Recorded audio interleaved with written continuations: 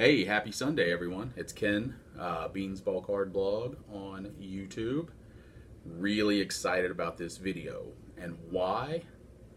As you saw in the title, this is one of my most wanted. I've wanted this card for probably about 3 years. It's been on my to-get list. And I mean, we all have this, most wanted list that, we all want a T206 Honus Wagner. We all want that 52 mantle, and we have those other cards that are really just out of our price range. I try to be realistic on my want list. I don't put cards like that because I'm never going to have them.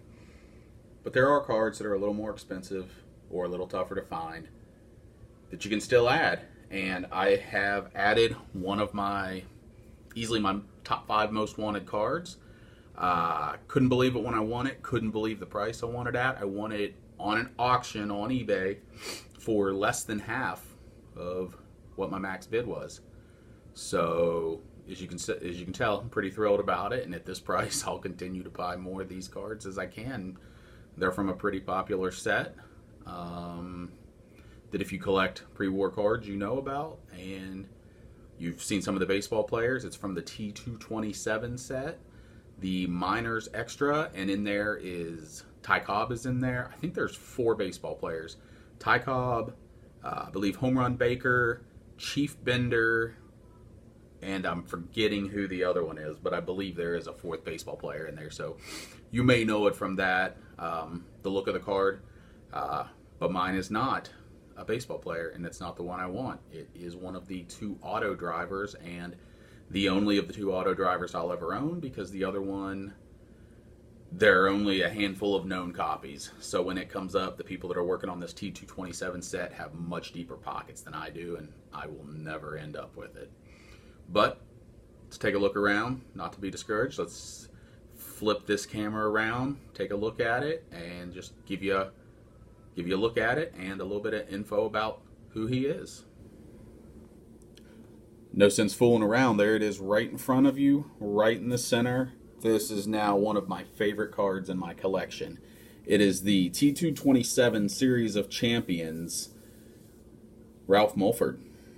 Who's Ralph Mulford, and what are those cards around him?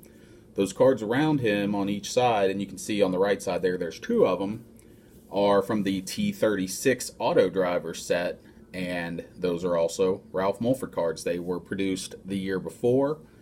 The T227s are in 1912, I believe, and the others, the ones on the outside, are from 1911. So who is Ralph Mulford? Ralph Mulford raced in the inaugural Indianapolis 500 and finished 2nd.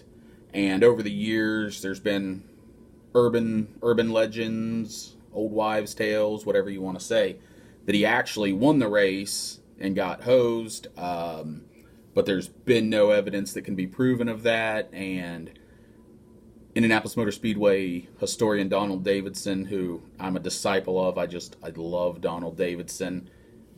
He truly, from his extensive knowledge and research, and his knowledge is second to none on the history of the Indianapolis 500. Come May, during the month of May, he has a nightly call-in show on a sports radio station in Indianapolis, and he tells stories, answers questions, things like that, all from memory.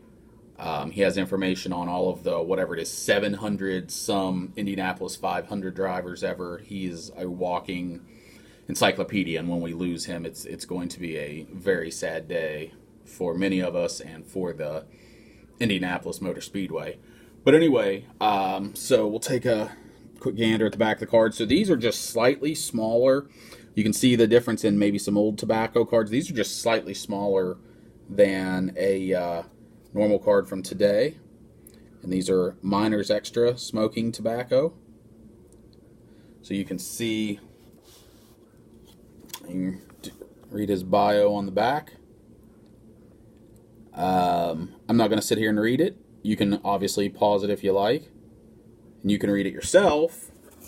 But I'm going to take a couple of websites, and I'm just going to read you some quick blurbs about him. Here's his T36, and then here's the back.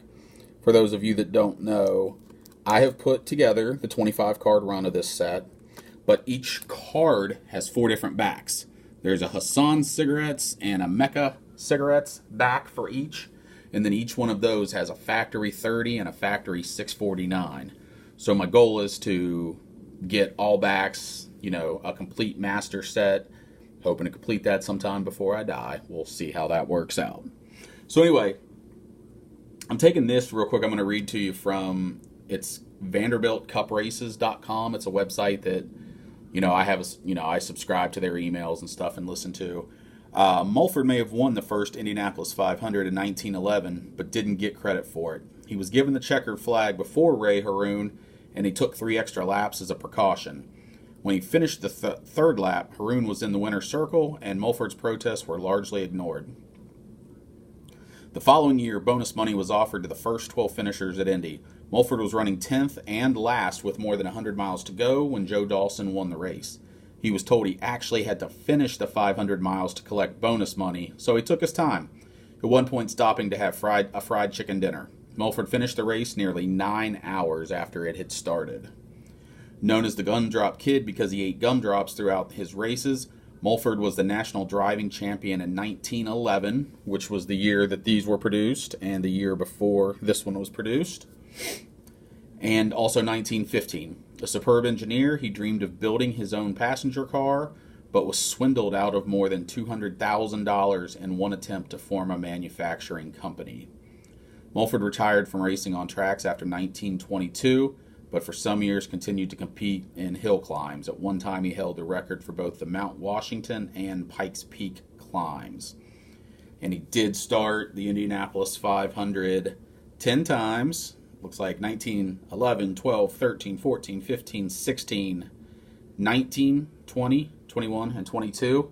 His best finish was that second place in the inaugural race, and I believe he finished in the top 10 only one other time. I'm going to pop over here to Wikipedia. Always there, sometimes accurate. Ralph Kirkman Mulford was an American race car driver who participated in the 1911 Indy 500. In 1911, he won the Vanderbilt Cup in Savannah, Georgia, which is what that other website's named from. The Vanderbilt Cup was another huge race of, the very early days of auto racing. He was born on December 28, 1884 in Brooklyn, and once served as a Sunday school teacher. They talk about the Ray Haroon controversy. However, contemporary newspaper accounts and substantiated research, namely by IMS historian Donald Davidson, have produced no credible evidence to support the claim. He was retroactively declared the national driving champion for 1911 and 1918, it says here, so these may have been written at different times. He retired from racing on tracks after 22, but continued to compete in hill climbs. He died on October 23, 1973, in Asbury Park, New Jersey. At the time of his death, Mulford was the last surviving participant of the inaugural 1911 Indianapolis 500. So as I go through here, they've got a little recap of his Indianapolis 500 results. I was wrong. He actually finished in the top 10 4 other times. He finished second in 1911. He finished 7th in 1913. 3rd in 1916. 9th in 1920. All of those he was still running at the end of the race. And then in 1921, he finished 9th, and he only completed 177 laps. That race back in the day, now everybody can finish it if you stay out of trouble or your car doesn't blow up, but then it was truly just a feat in its own to actually survive the 500 miles. Don't know what other information I can give to point out how excited I am about this card. I don't feel like you can hear it in my voice for some reason. Maybe it's because I'm a little sleepy today. But this is a card that I've really wanted for a while. I couldn't believe that it came up at the price it did. A couple of months ago, I believe, there was another one, and there's a local collector, Mark, who's working on the T227 set itself. He puts together pre-war sets. the Mulford was one he needed, and he's like, "Hey, I'm bidding on this, so if you wouldn't bid this up on me, or whatever, it'd be kind of nice." And so I did. I let him have at it because I knew that I'd have I'd see another day, and by not bidding him up, I won this card, and I won it for less than he paid for his. I can't remember the grade that his was. Odds are it was either a 1 or, it had to be a 1 or better. So, he got his. We didn't run up prices and was able to pick up mine. So, Merry Christmas to me. This is about as happy as a little boy can be, collecting cardboard pieces of pictures of men. Anyway, if you made it all the way this far, I truly appreciate it. If you like what I'm doing, I'd appreciate a like. If you're not already subscribed, and if you give me a sub, that'd be awesome. Not required, but it would be awesome. Anyway, I hope everyone has a great Sunday. We're getting close to Christmas, so I hope everyone's feeling that Christmas spirit. So, have a great evening, everyone. Happy collecting, y'all.